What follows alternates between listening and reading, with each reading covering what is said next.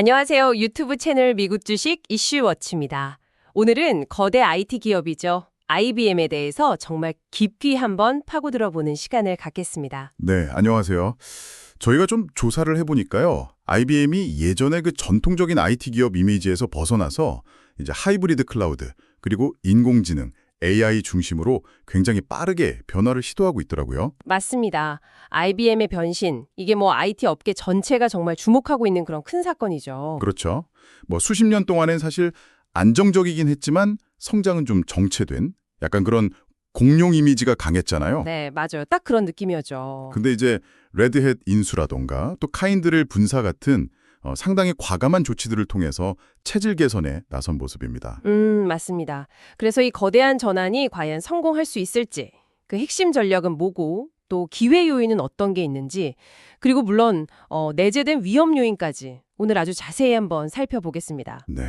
하지만 그 길이 뭐 마냥 순탄하지만은 않을 거다. 이런 시각도 분명히 존재하거든요. 그래서 오늘 저희 분석을 통해서 좀 균형 잡힌 시각을 갖는 게 중요할 것 같습니다. 좋습니다. 그럼 IBM이 그리고 있는 그 큰 그림, 핵심 비전부터 시작해 볼까요? 핵심 비전은 이거더라고요. 하이브리드 클라우드와 AI를 통한 기업 가치 창출. 네. 그러니까 단순히 뭐 기술 제품만 파는 게 아니라 레드햇의 그 개방형 하이브리드 클라우드 플랫폼 있잖아요. 그거랑 또 자체 개발한 왓슨 AI 기술, 그리고 IBM 하면 또 빼놓을 수 없는 강력한 컨설팅 역량, 이걸 다 융합해서 고객사의 실제 비즈니스 문제를 해결해주고 구체적인 성과를 내주겠다. 이런 거죠. 비전 자체는 굉장히 명확해 보입니다. 특히 이제 목표로 하는 시장의 규모가 상당히 인상적인데요. 아, 그렇죠. 시장 규모가 어마어마하죠. 네, 하이브리드 클라우드 플랫폼 시장만 해도 연간 약 1조 달러 규모로 추정이 되고요. 또 기업용 AI 및 자동화 시장, 여기도 한 1,000억 달러 규모라고 합니다. 1조 달러, 1,000억 달러. 정말 엄청난 시장이네요. 그렇죠. 근데 IBM은 이 거대한 시장에서 각각 5% 그리고 10%의 점유율을 목표로 하고 있다는 거예요. 이건 뭐 상당히 야심찬 목표치라고 할 수 있겠죠. 5%랑 10% 절대 작은 수치가 아니죠. 특히 그 시장 규모를 생각하면요. 네, 맞습니다. 그래서 이 목표를 달성하려고 사업 구조도 아주 과감하게 바꿨습니다. 예전에 좀 마진이 낮았던 IT 서비스 사업부, 그러니까 카인들이죠. 이걸 분사시키면서 이제 전체 매출의 거의 70%를 고성장이 기대되고 또 고마진이 가능한 소프트웨어하고 컨설팅에서 만들어내는 구조로 바꿨습니다. 구조 조정을 꽤 크게 한 거네요. 네, 그래서 이 두 분야, 소프트웨어와 컨설팅에서 두 자릿수 성장을 목표로 한다. 이 점이 IBM의 어떤 강한 의지를 보여주는 대목이라고 생각합니다.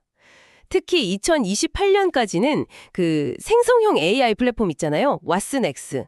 이걸 통해서 AI 관련 소프트웨어랑 컨설팅 매출 비중을 아주 크게 늘리겠다. 이런 구체적인 계획도 가지고 있고요. 하지만 뭐 비전이나 목표가 아무리 거창하다고 해도 현실의 벽은 또 높기 마련이죠. 특히 클라우드 시장을 보면 뭐 이미 아마존 AWS, 마이크로소프트 애저, 구글 클라우드 같은 정말 강력한 선두주자들이 있지 않습니까? 네, 그렇죠. 빅3가 꽉 잡고 있죠. 정말 치열하게 경쟁하고 있고요. AI 분야 역시 뭐 마찬가지입니다. 이런 시장 상황 속에서 과연 IBM이 그 목표 점유율, 그러니까 하이브리드 클라우드 5%, 엔터프라이즈 AI 10%, 이걸 달성할 수 있을지는 좀 냉정하게 볼 필요가 있습니다. 경쟁 환경이 확실히 만만치는 않죠. 그렇죠. 그리고 레드햇 인수한 거나 또 워치넥스 출시한 게 과연 기대했던 것만큼의 시너지를 내면서 실질적인 성과로 연결될 수 있을지, 그리고 또 카인드렐 분사 효과가 이 본체의 경쟁력 강화로 온전히 이어질 수 있을지도 아직은 좀 더 지켜봐야 할 문제라고 생각합니다. 물론 뭐 경쟁은 치열하고 지켜봐야 할 부분도 많습니다. 하지만 IBM에게는 다른 경쟁사들이 쉽게 따라하기 좀 힘든 그런 강점이 있다고 보는데요. 아, 어떤 점을 말씀하시는 거죠? 바로 고객 생애 가치, LTV라고 하죠. 그리고 고객 획득 비움, CAC, 이 측면에서의 우위입니다. 아, LTV와 CAC요? 네, IBM의 주요 고객들을 보면 뭐 대기업이나 금융기관, 공공부문같이 아주 오랫동안 관계를 맺어온 것들이 많거든요. 근데 이 고객들은 비즈니스 운영에 정말 필수적인, 그러니까 소위 미션 크리티컬 워크로드라고 부르는 것들을 안정적으로 운영하는 걸 굉장히 중요하게 생각합니다. 네, 그렇죠. 특히 금융이나 공공 쪽은 안정성이 최우선이니까요. 바로 그겁니다. 그래서 IBM 고객들은 한 번 계약하면 이탈률이 매우 낮아요. 쉽게 바꾸지 못하는 거죠. 그 점은 뭐 IBM의 아주 전통적인 강점이라고 할 수 있죠. 한번 고객이 되면 뭐 수십 년간 소프트웨어 구독이나 컨설팅을 통해서 꾸준히 매출을 일으켜주니까 LTV, 즉 고객 한 명으로부터 얻는 총이익이 높을 수밖에 없는 구조죠. 네. 특히 이제 IBM 컨설팅이 고객의 그 디지털 전환 초기 단계부터 아예 참여를 해서 자연스럽게 자사의 그 레드핫 솔루션이라든가 아니면 왓슨엑스 플랫폼 도입을 유도하는 그런 구조는 LTV를 더욱 높이는 효과가 있을 거고요. 아, 그렇죠. 컨설팅을 통해서 자연스럽게 자사 제품 판매로 이어지게 하는 거군요. 네. 그리고 또 기존 고객 기반이 워낙 탄탄하다 보니까 새로운 솔루션을 판매할 때 드는 비용, 즉 CAC도 상대적으로 낮다 이런 분석입니다. 그래서 LTV 대비 CAC 비율이 뭐 4대 1 이상으로 추정될 만큼 수익 모델 자체는 상당히 건전하다 이런 평가를 받기도 하고요. 바로 그 지점입니다. 낮은 이탈률 그리고 컨설팅을 통한 자사 솔루션 확장, 이걸 통해서 만들어지는 높은 LTV와 또 낮은 CAC, 이게 바로 클라우드와 AI로 전환을 추진하는 IBM의 어떻게 보면 숨겨진 저력이다 이렇게 볼 수 있는 거죠. 하지만 그 이면도 좀 봐야 할 것 같습니다. 그렇게 높은 LTV와 낮은 CAC가 가능한 이유가 사실 상당 부분은 과거 IBM 메인프레임 같은 그런 레거시 시스템에 대한 고객들의 의존도 덕분이었거든요. 아, 과거의 유산이라는 측면도 있다는 거군요. 그렇죠. 그런데 만약에 클라우드 네이티브 기업들이 더 새롭고 또 비용 효율적인 대안을 제시한다면 과연 기존 고객들이 계속해서 IBM에 묶여 있을지는 장담하기 어렵습니다. 그리고 IBM 자체 연구에서 하이브리드 클라우드가 단일 클라우드보다 2.5배 더 큰 가치를 제공한다 이렇게 주장을 하지만 이건 어디까지나 자사 연구 결과라는 점도 감안해야 하고요. 그럴 수 있겠네요. 하는 것도 아닐 테고 때로는 오히려 고객의 선택권을 제한한다 이런 비판을 받을 수도 있는 부분입니다. 즉 과거의 강점이 미래에도 계속 유효할 것인가 이거는 좀 미지수라는 거죠. 네, 일리 있는 지적이십니다. 그렇다면 이런 어떤 변화와 잠재력, 그리고 또 지적해주신 위험 요인들을 바탕으로 해서 IBM의 기업 가치, 즉 밸류에이션은 우리가 어떻게 평가해야 할까요? 네, 그게 또 핵심이죠. 저는 개인적으로 IBM이 더 이상 과거의 그 느리고 좀 낡은 레거시 기업이 아니기 때문에 예전보다는 확실히 높은 가치 평가, 그러니까 밸류에이션 프리미엄을 받을 자격이 충분히 있다고 봅니다. 아, 프리미엄을 받을 만하다. 어떤 근거로 그렇게 보시나요? 역시 가장 큰 근거는 아까 말씀드린 카인들 분사입니다. 이걸 통해서 수익성이 높은 소프트웨어와 컨설팅 비중을 전체 매출의 70%까지 끌어올렸다는 점이죠. 이건 더 이상 단순한 IT 서비스 회사가 아니라 소프트웨어 중심 기업으로 봐야 하는 강력한 증거라고 생각합니다. 소프트웨어 비중이 높아진 건 분명 긍정적인 변화입니다. 하지만 여전히 전체 매출의 한 20%에서 25% 정도는 인프라 부문, 그러니까 주로 메인프레임이죠. 이 부분이 차지하고 있고 또 이 부분은 구조적으로 매출이 감소하고 있다는 점도 잊으면 안 됩니다. 그러니까 성장의 발목을 잡는 부분이 여전히 남아있다는 의미죠. 물론이죠. 그 부분도 당연히 고려해야 합니다. 하지만 제가 또 강조하고 싶은 IBM만의 차별점은 바로 AI 인티그레이션 서비스에 있습니다. AI 인티그레이션 서비스요? 네, 자체 AI 플랫폼인 왓슨엑스턴하고 무려 7만 5천 명이 넘는 방대한 AI 전문 컨설팅 인력을 결합한 서비스인데요. 이게 중요한 게 단순히 기술만 딱 제공하고 끝나는 게 아니라 컨설팅을 통해서 기업의 실제 문제에 AI를 딱 맞게 적용하고 그걸로 정말 성과를 내도록 처음부터 끝까지 돕는다는 점입니다. 아, 기술과 컨설팅의 결합. 그렇죠. 이런 통합적인 역량이야말로 다른 경쟁사들이 쉽게 따라하기 힘든 IBM만의 강력한 해자, 모트, 즉 경쟁 우위 요소가 될 수 있다고 봅니다. 그 통합 역량이 차별화 포인트라는 점에는 동의합니다. 하지만 그걸 독보적인 해자라고 단정하기는 좀 어려울 수도 있습니다. 왜냐하면 다른 빅테크 기업들도 AI 플랫폼 역량을 정말 빠르게 강화하고 있고요. 또 엑센추어 같은 대형 컨설팅 회사들도 AI 전문 인력을 대거 확보하고 있거든요. 그러니까 IBM만의 해자가 생각보다는 그렇게 깊지 않을 수도 있다는 거죠. 그리고 또 하나, 레드햇의 핵심 기술인 오픈시프트가 오픈소스 기반이라는 점도 좀 생각해 볼 필요가 있어요. 이게 경쟁사들이 유사한 기술을 활용하기 좀 더 용이하게 만들 수도 있다는 측면에서요. 네, 오픈소스 기반이라는 점은 양날의 검이 될 수도 있겠네요. 하지만 여기에 더해서 IBM에게는 또 다른 강력한 카드가 있습니다. 바로 미래 기술의 총알이라고 불리는 퀀텀 컴퓨팅이죠. 아, 퀀텀 컴퓨팅. 정말 먼 미래 같으면서도 기대되는 기술이죠. 그렇죠. 이게 당장 뭐 큰 수익을 내는 건 아니지만 IBM은 현재 상업화에 가장 앞서 있는 퀀텀 컴퓨팅 기술을 보유하고 있습니다. 이건 단순히 기술력이 있다는 걸 넘어서 미래 퀀텀 시대의 주도권에 대한 일종의 장기 콜옵션 가치를 부여한다고 볼 수 있고요. 이게 현재 밸류에이션의 프리미엄을 더할 충분한 요인이 된다고 생각합니다. 따라서 과거 IBM의 평균 주가 수익 비율, PE가 보통 10배에서 15배 수준이었거든요. 이걸 넘어서 미래 예상 실적 기준으로 PE 18배에서 25배 수준의 목표 밸류에이션도 충분히 정당화될 수 있다. 저는 그렇게 보고 있습니다. 퀀텀 컴퓨팅이 분명 흥미로운 기술이고 잠재력이 큰 건 맞습니다.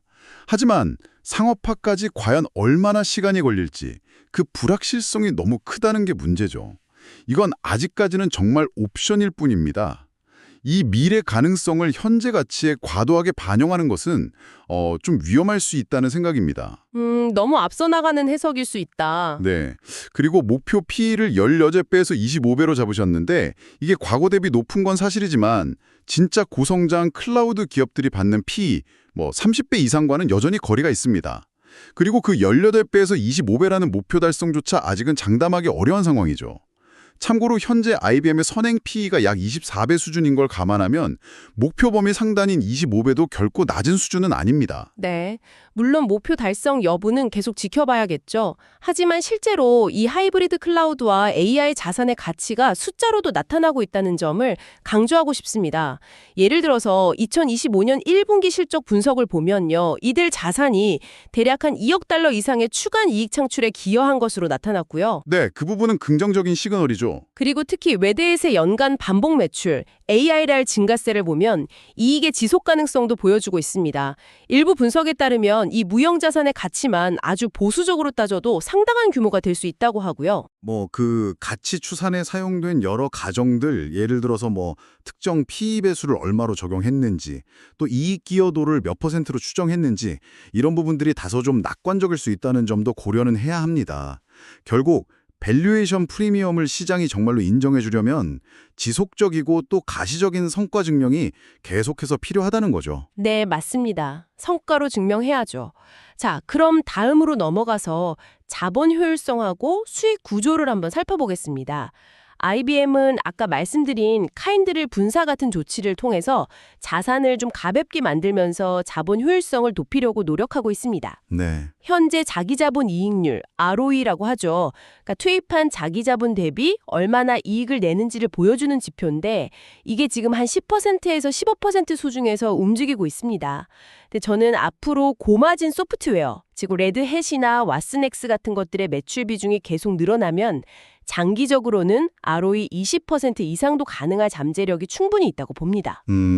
개선은 목표일 뿐이고요. 현재 ROE나 아니면 총자산 이익률 ROA를 보면 오히려 전환 과정에서의 어떤 투자나 구조조정 비용 때문에 동종업계 평균보다 낮을 수도 있습니다. ROE 같은 경우는 지금 3%에서 6% 수준에 머물러 있고요. 그래서 장기 ROE 20% 달성은 현재로서는 상당히 좀 낙관적인 전망치라고 봐야 할 것 같습니다. 아직은 갈 길이 좀 멀다 이런 말씀이시군요. 수익 구조를 좀 더 자세히 들여다보면 역시 소프트웨어 부문이 핵심 동력입니다. 매출 비중은 한 40%에서 45% 정도인데 매출 총 이익률이 무려 75%에서 85%에 달합니다. 굉장히 높죠? 네, 소프트웨어 마진은 정말 높죠. 네, 그리고 여기서 연간 5%에서 10% 정도 성장이 기대되고요. 컨설팅도 매출 비중이 한 30%에서 35% 정도 되고 여기서는 3%에서 8% 정도 성장이 예상됩니다.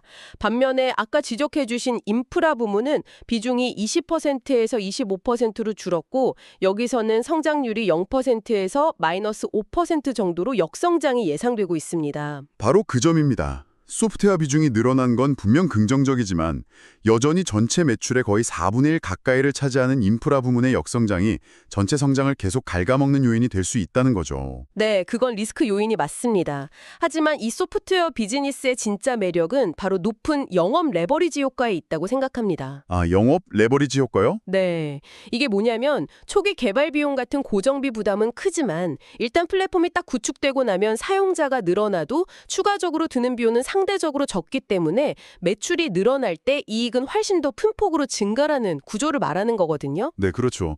플랫폼 비즈니스의 특징이죠. 예를 들어서 소프트웨어 매출이 10% 증가하면 영업이익은 10%에서 15%까지도 증가할 수 있다. 이런 분석이 있습니다. 그러니까 워스넥스 같은 플랫폼이 앞으로 더 널리 확산될수록 이 효과는 점점 더 커질 수 있다는 거죠. 이론적으로는 뭐 완벽하게 맞는 말입니다. 하지만 현실에서는 또 지속적인 R&D 투자가 필요하고 데이터 센터 운영 같은 고정비 부담도 계속되지 않습니까? 네, 그렇죠. 확률이 한 25%에서 35% 정도로 소프트웨어보다는 낮고요. 본질적으로 이게 사람 중심의 사업이다 보니까 마진을 확대하는 데는 좀 한계가 있습니다. 그래서 그 말씀하신 영업 레버리지 효과가 기대만큼 크게 나타나지 않을 가능성도 염두에 두어야 한다는 거죠. 현실적인 어려움도 분명히 있겠네요. 자, 이제 재무 리스크 쪽으로 한번 넘어가 보죠. IBM 내부의 금융사업 부문, IBM 글로벌 파이낸싱이라고 있죠. 이것 때문에 신용 리스크를 좀 우려하는 시각도 있는 것 같습니다. 네, 그런 얘기도 있죠. 그런데 이 부문은 사실 IT 솔루션 구매와 관련된 운용 리스나 할부 금융 같은 걸 주로 하는 곳이라서 일반적인 은행하고는 성격이 좀 다릅니다. 분석에 따르면 여기서 연체율이 다소 상승한다고 해도 그룹 전체 이익에 미치는 영향은 아주 미미한 수준이라고 합니다. 0.5% 미만이라고 하니까요. 네, 신용 리스크가 낮다는 점에는 저도 동의합니다. 하지만 IBM의 진짜 리스크는 뭐 앞에서도 계속 지적했지만 금융 쪽이 아니라 바로 성장 리스크와 실행 리스크입니다. 그렇죠. 결국은 성장이죠. 네, 즉 그 치열한 IT 시장 경쟁 속에서 하이브리드 클라우드하고 AI로의 전환을 과연 얼마나 빠르고 또 성공적으로 해낼 수 있느냐, 이게 핵심 과제이자 가장 큰 리스크라고 봐야 하는 거죠. 맞습니다. 그래서 IBM의 어떤 리스크 관리 능력이나 또 미래 성장성을 보여주는 가장 중요한 지표 중 하나가 바로 잉여 현금 흐름, FCF라고 생각합니다. FCF 중요하죠. 네, FCF는 기업이 영업활동으로 벌어들인 현금에서 뭐 설비 투자 같은 걸 제외하고 실제로 자유롭게 쓸 수 있는 현금을 의미하는데요. 이게 안정적이어야 뭐 배당을 주든 자사주를 매입하든 주주환원 우진을 할 수 있고 또 어떤 위기가 왔을 때 대응할 능력도 있다고 평가받는 거잖아요. 그렇죠. FCF가 튼튼해야 뭘 해도 할 수 있죠. 과거 데이터를 좀 보면요. IBM이 FCF가 시장 예상을 크게 웃돌았을 때 시장은 IBM의 가치를 더 높게 평가하는 그런 경향을 보여왔습니다. 그만큼 시장이 FCF를 중요하게 본다는 증거죠. FCF 안정성은 분명히 긍정적인 부분입니다. 하지만 반대로 한번 생각해 볼까요? 만약에 회사가 제시한 연간 FCF 가이던스, 예를 들어서 뭐 13억 5천만 달러 이상이라고 가정을 해보죠.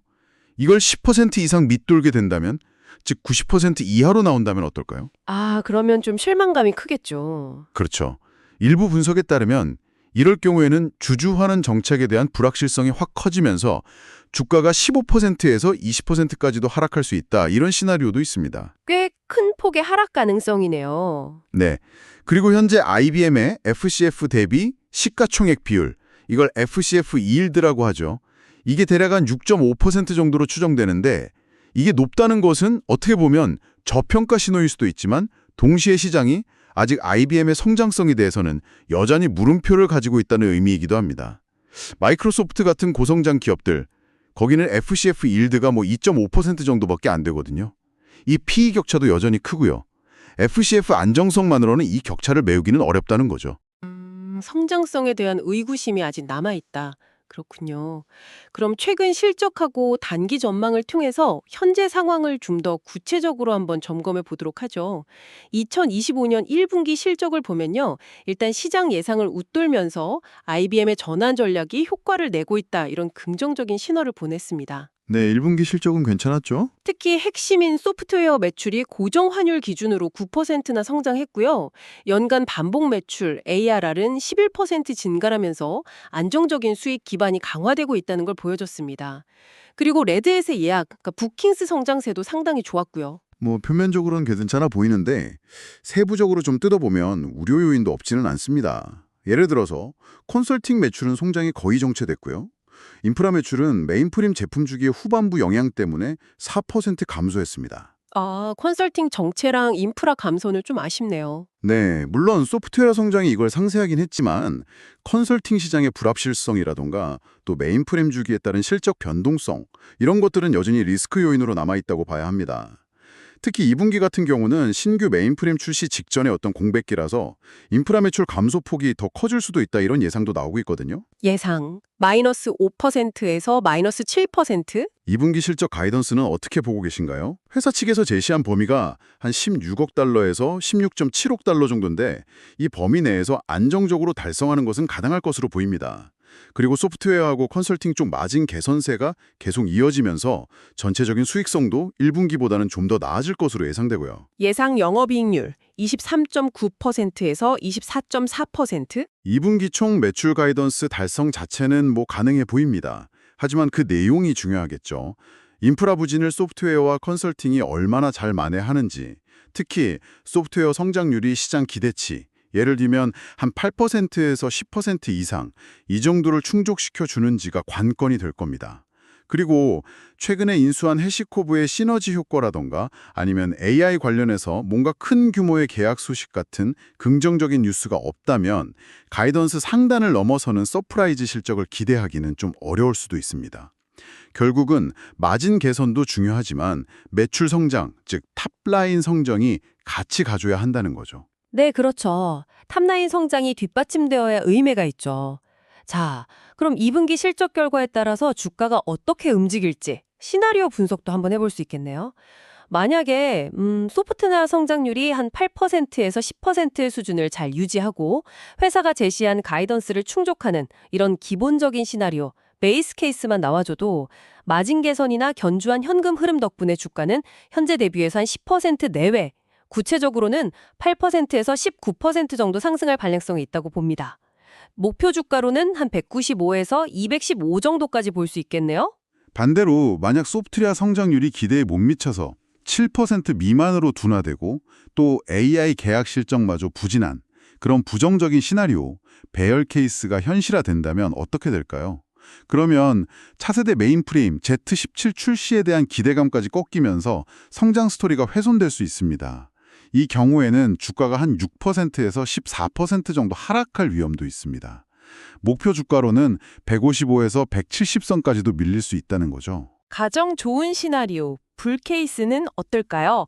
예를 들어서 2분기 실적 발표 때 차세대 메인프레임 Z17에 대해서 아주 긍정적인 언급이 나온다거나 또 최근에 인수한 하시코프와의 시너지가 가시화된다거나 그리고 결정적으로 대규모 AI 계약 체결 소식 같은 것들이 막 쏟아진다면요. 아, 그야말로 베스트 시나리오네요. 그렇죠.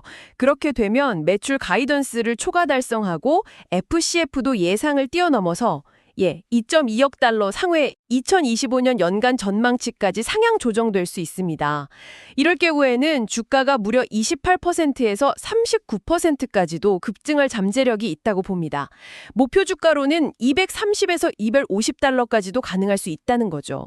특히 AI 관련 수주, 즉 AI 부킹스 규모가 시장의 기대를 얼마나 뛰어넘는지가 아주 중요한 변수가 될 것 같습니다. 결국 뭐 단기적으로는 그 메인프레임 주기하고 AI 사업화 속도 이 두 가지 불확실성 요인에 따라서 주가 변동성이 틀 수밖에 없다는 얘기네요. 네, 맞습니다. 그래서 실적 발표 시에는 말씀하신 대로 소프트웨어 성장률, 그리고 레드햇과 워슨엑스의 모멘텀, FCF 현황, 그리고 앞으로의 가이던스 이 네 가지를 정말 핵심적으로 확인해야 할 것 같습니다.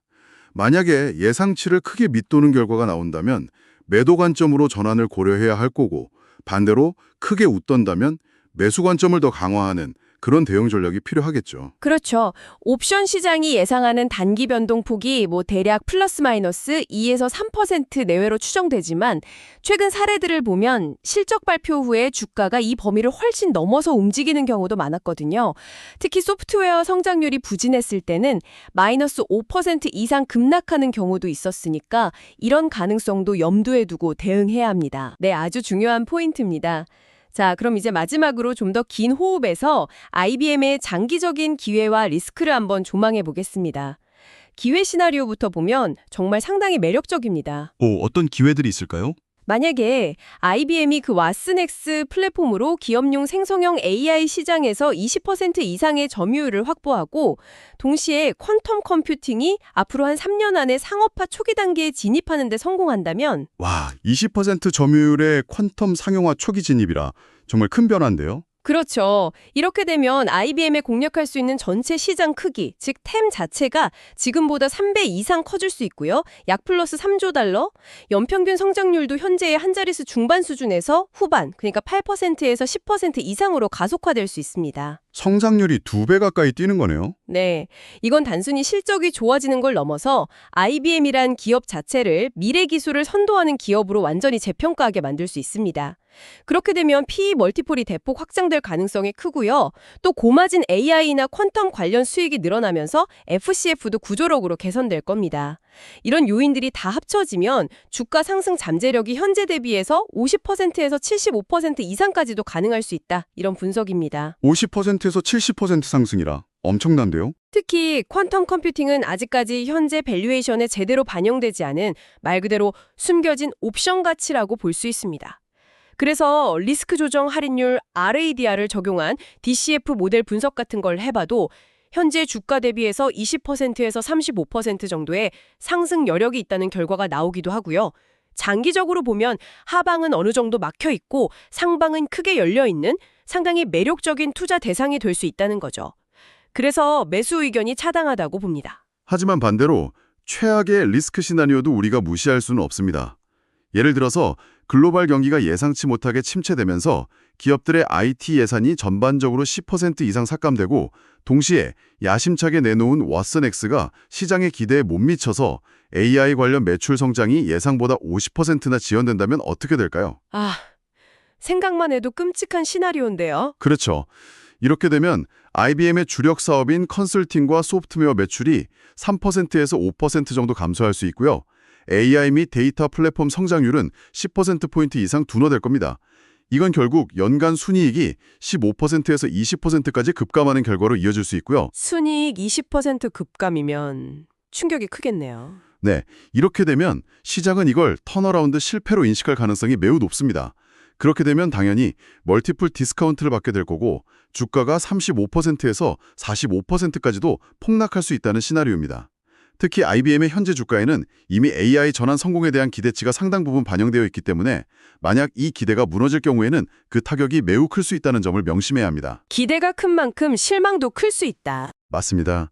아까 말씀하신 그 리스크 조정 할인율 RADR 8.5%를 적용한 분석도 그 할인율 자체가 현재 남아있는 전환 리스크나 경쟁 리스크를 과연 얼마나 적절하게 반영했는지 또 IBM의 기술 우위를 너무 높게 평가한 건 아닌지 이런 부분들에 대해서는 계속 검증이 필요하다고 봅니다.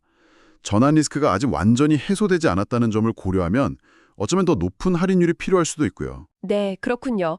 장기적인 관점에서도 기회와 리스크가 정말 뚜렷하게 공존하는 상황이네요. 자, 오늘 저희는 이렇게 IBM의 하이브리드 클라우드와 AI를 중심으로 한 대대적의 전환 전략에 대해서 정말 다각도로 깊이 분석해봤습니다. 네, 정말 많은 얘기를 나눴네요. 그렇죠. 레드햇과 왓슨X라는 두 개의 강력한 엔진을 달고 고성장, 고마진 시장을 공략하면서 과거의 영광을 되찾으려는 IBM의 야심찬 시도, 그리고 그 안에 담긴 잠재력들을 확인할 수 있었습니다.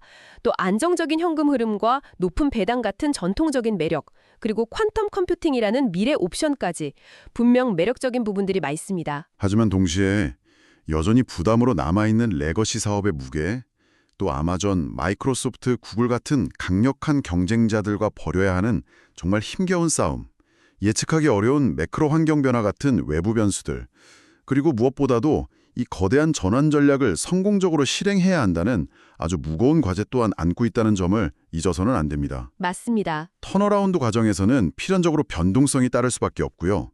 이런 리스크 요인들을 면밀히 주시하면서 좀 신중하게 지켜볼 필요가 있겠습니다. 저희의 오늘 논의가 여러분께서 IBM이라는 기업을 좀 더 깊이 이해하시는데 도움이 되었길 바랍니다. 네, 앞으로 IBM의 행보를 계속해서 주목해 볼 필요가 있겠습니다. 오늘 시간 내주셔서 감사합니다. 네, 감사합니다. 투자 고지본 분석 내용은 정보 제공을 목적으로 하며 특정 종목에 대한 매수 또는 매도 추천이 아닙니다. 모든 투자 결정은 청취자 여러분 각자의 판단과 책임하에 신중하게 이루어져야 합니다. 또한 본 콘텐츠를 제작하는 과정에서 AI 기술이 활용되었을 수 있으며 이로 인해 일부 정보가 부정확하거나 최신 정보가 아닐 수 있다는 점에 유의하시기 바랍니다.